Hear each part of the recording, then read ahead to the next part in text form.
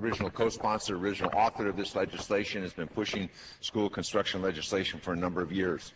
Gentleman from Kentucky is recognized for 3 minutes.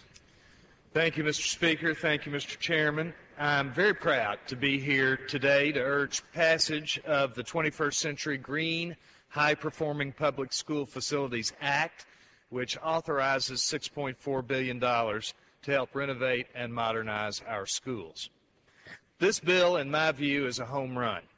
It will give much-needed money to our schools struggling with huge budget deficits and deteriorating facilities, while encouraging energy efficiency and creating jobs for Americans that cannot be shipped overseas. I'd like to thank Chairman Miller, Subcommittee Chairman Kildee, Mr. Loebsack, and all of our co-sponsors and committee members for their work on this legislation. Mr. Speaker, we have the mightiest military in the world. We enjoy some of the most comprehensive freedoms, and we have some of the world's best and brightest students who possess unlimited potential.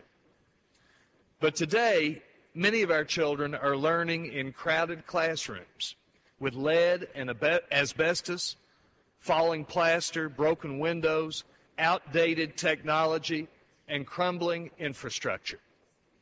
Where children learn has a large impact on what they learn. The U.S. Department of Education tells us that modern functional school facilities are critical for effective student learning. In 1995, the GAO found that schools were in desperate need of repairs totaling $112 billion. Over a decade later, we can be sure that the need is much, much greater.